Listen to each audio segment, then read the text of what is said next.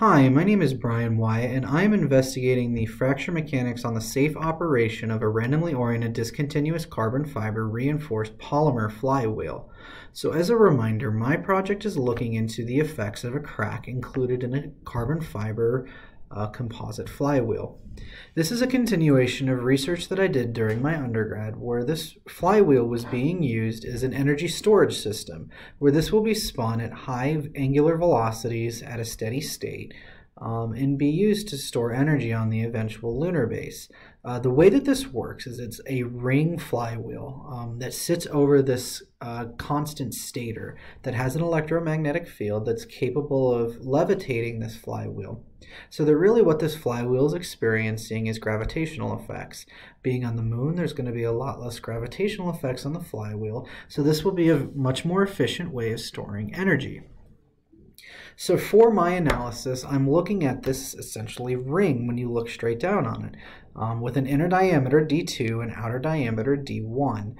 Because I'm just looking at a representative element, D3 is chosen to be a lot smaller, just so I can do the analysis on it. So the very first step for a model is I can cut this in the Y and the X direction looking straight down on it. Because I know this flywheel, when it spins up to speed, should simply expand and not necessarily move left or along the left or right on the x-axis or up and down on the y. I know that these should be faces that are good for boundary conditions. So if I cut those, I can look at this representative volume element right here. And I can include a crack at the center of this that's fairly small, of the following dimensions in inches, for the purpose of my analysis. The next step is to look at the original material properties of the full thing, both carbon fiber and epoxy that this composite will eventually be made out of. And each one of those has material properties in each individual direction, but I can use the randomly oriented discontinuous carbon fiber composite equations to model what the strength of the composite should be, were it to be at a 50% volume fraction of carbon fiber, which gives the following material properties that I can use in my analysis: Young's modulus, shear modulus, ultimate strength of the composite, Poisson's ratio, and then density of the final composite, which will be used later. So the first step, as previously mentioned, is to apply boundary conditions to the full flywheel. The first one that I can apply, again, knowing that this should only expand as it spins up to speed. It should not move along the, in this case, the x-axis, nor the z-axis as it spins up to speed. I can apply boundaries to those, saying that the displacement along these faces should be 0. So on this face, I can apply a z constraint, says that this should not be able to move 0 meters during the spinning of the flywheel. I can apply a similar boundary condition to the other face along the x-axis, preventing it from moving in that direction, thus fully encompassing this full expansion effect. The next step is to apply another displacement, because in the y direction there's nothing keeping in the place that it is. This requires a little bit more thought, knowing that as this flywheel spins, it really is free along the y-axis for the most part. But the analysis won't work if I look at it that way. So the first step to look at this is to say, well, as this spins, it is free to contract due to Poisson's effects. As it expands up to speed, it has to shrink.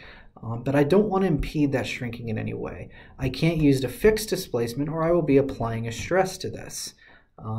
The best way to go about this is applying a displacement effect at the bottom of this, because in theory this flywheel should not move off of the central stator at any point, controlling the electromagnetic field, thus spinning this. Therefore I can apply a displacement saying that it should not move on this face at all, allowing it to expand or contract as necessary as it spins up to speed, but preventing it from moving during my analysis. So then the next step is to apply a rotational velocity to it. In this case, it's just 530 radians per second. It's applied at the exact center of the flywheel, the exact center of where that eventual stator will be that use electromagnetic field to spin this up to speed. Knowing that it should only spin around this point, and there should not be any other transverse motion along the, in this case, the x or the z directions. So this gives us a preliminary result to look at, where the maximum stress of the full thing is including the crack, including any of that, is at the inner face. And then the minimum stress is at the outer face of the flywheel. We can also create a path at the crack, specifically of interest, looking at the middle of the crack along to the outside of the crack. The middle of the crack being where the material is actually separated, and then the outside of the crack being the bottom where the material combines again to make the monolithic material. So if I'm looking at crack effects in this composite, I'm finding stress in the analysis, but the first step is to turn that stress into something I can compare for brittle fracture. So that is the stress intensity parameter, made up of F, the geometric parameter, S being the stress at that point, and then A being the crack length. But there's also another failure that could potentially happen in this analysis. It could be due to just reaching the ultimate strength of the composite. So that also must be considered as well in any analysis of this composite. However, doing stress intensity parameter of short fiber composites is a little bit more complex as it is compared to a metal material. So there's two methods of crack propagation through a randomly oriented discontinuous carbon fiber composite. If the fibers are aligned in the direction that the crack happens, then the fibers will actually assist in preventing the crack from moving. And this happens because the matrix material is a lot softer and more weak than whatever the included fiber is. So cracks are likely to occur due to failure of the matrix at these points. But what can happen is if I have fibers bridging that gap where that crack happens, I will then have crack bridging, which will include the properties, because then what I'm looking at is the crack is being prevented from moving due to the fibers still being embedded in the composite on either side. But then the strength that I'm looking at is the shear interface between the fiber and the matrix. Because this is weaker than either one of them together, it's a little bit harder to model. I'm not necessarily then looking at just the strength of the carbon fiber in this case. I'm just looking at what the shear interface is, which is very difficult modeling. This is one method that the short fiber composite could add or detract from the stress intensity, the maximum stress intensity factor this could happen for brittle fracture. The other method that could happen is the one shown on the right. Because previously mentioned, the shear interface between these short fibers and the matrix is going to be one of the weaker locations of the entire composite, the crack could propagate along this surface. So if I have a crack that starts to align itself in the parallel direction of the fiber, the crack can propagate along that direction, really cracking the matrix, specifically the bond between the matrix and the carbon fiber, and never really reaching the full strength of this.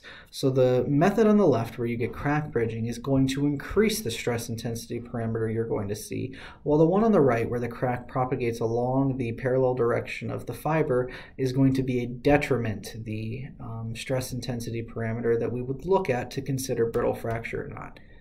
Because this is a randomly oriented composite, we are looking at fibers being in all directions along all of the angles of rotation. Because we are looking at that as a macro scale material rather than the micro scales that these two analyses are looking at, we can consider our material isotropic, because the material properties and responses that you get from both of these micro scales as far as looking at it for mechanical behavior purposes, you're getting the behavior of all of this happening at once. So for analyses purposes, we're still looking for a max stress intensity parameter, but that max stress intensity parameter is looking at all of these effects together. This is just what's happening at the micro scale. And we can see that both of these things in a failure surface SEM image of a glass fiber an epoxy composite, we can see that both of these failure mechanisms are occurring in a randomly oriented composite. C being more where you're seeing all of the matrix around those fibers has pulled off, and those fibers are still bridging the gap between two failure surfaces, and C on the middle left of the diagram. But in B, you can see more of the second method where the crack propagates along the parallel direction of the fiber. It propagates into the matrix, never really going into the fiber because the fiber is so strong in comparison to the matrix. So this proves that both of these methods of failure are happening at the are happening at the microscale of the material. However, in a randomly oriented discontinuous fiber composite, we know that we need to look at more of the average of these behaviors for modeling purposes. So this allows us to look at K1 and K2 being the tension operating brittle fracture mode and the in-plane shear one, where they slide past of each other. K3 is not included in this analysis previously done by a PhD student for his thesis, where I'm getting this material from. So for a 50% fiber composite, we're looking at these two values, where K1 decreases as you increase the angle. This is referring to which direction the fiber is oriented versus the composite. So it decreases as you go all the way to the perpendicular direction, and K2 increases as you go to the perpendicular direction along the fiber. So this allows us to look at an average K effective that we could look for all of the loading angles. Because we're looking at randomly oriented, we should be somewhere in the average area. So we're looking at about 16 megapascals per square root meter. So the first step that then we need to look at on whether failure has occurred or not is we need to expand the F term, the geometric term. Because this is in the middle of a flywheel, we can look at one of these example cross-sectional areas with a crack at this exact center of this area that we're looking at, this 2D plane. Because now we're looking at a 2D plane example with a crack in the center of this, we can compare this to previous examples that we've done in the class as far as looking at stress intensity, the geometric factor, which allows us to approximate what the geometric factor in this should be. The next thing we need to look at is the stress. That being the next thing that's most important in the equation. With that, we can look at the stress at the tip, because the stress at the tip of the crack is not different from the outside of the material. We can use this for our analysis purposes. And this is where we can get it in the analysis, was that previous path that we had discussed.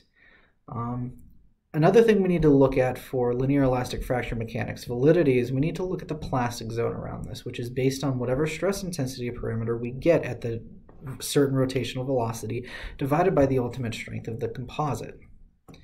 So with that, I did analyses running from 500 radians per second all the way up to 6,500 radians per second. And these are the different values that I got for stress of the crack tip, stress intensity factor due to that stress of the crack tip, and then the plastic zone that should be around the tip of that crack. So this should be, in comparison to the data that I got from the previously established thesis on this, the stress intensity factor that I'm looking at for my composite is fairly low in comparison to this factor we're expressing as being the failure point. So stress intensity, looking at brittle fracture, is not as much as a concern as this. However, we need to judge our analysis to determine if it's valid or not by looking at the plastic zone radius around the tip of it. And that too, looking at the smallest value, b minus a, of our representative element, we're looking at still being way below this. So linear elastic fracture mechanics by these approximations is valid. However, the last one we need to look at, because the stress is maximum at that inner surface, we need to look at the stress at that inner surface. And that, at 6,500 radians per second speed, goes above what we consider failure due to in the composites modeling equations. So this speed would be considered failure due to reaching the ultimate strength of this composite rather than brittle fracture. So first thing we need to do is take a look at all these results and say, are we valid or not? So these values are for a monolithic flywheel, looking at the stresses within it in both the radial and tangential direction. These equations being from the below cited book. Because we're looking at von Mises in the analysis, we need to convert these to von Mises stress for comparison, which allows us to look at this graph to say that our analytical values for what the stress should be at that interface is fairly close to what we're getting in our analysis, saying that our ANSYS model is likely correct. This says that our failure is occurring to reaching the ultimate strength, which is likely valid in this, because if we're looking at a brittle fracture of this composite, we're getting a force as this is spinning up to speed in both away from the crack where we're pulling the crack open, but we're also getting the same body force pushing in on the crack. So it's not your traditional fracture mechanics where you're separating it by pulling a force in both directions. You're actually kind of aiding it and detracting from the strength due to that void in the material at the same time. So this value in response makes sense. Anyway, thank you for your time. I've learned a lot about this, the fracture mechanics of flywheels and carbon fiber composites due to this. Thank you for your time.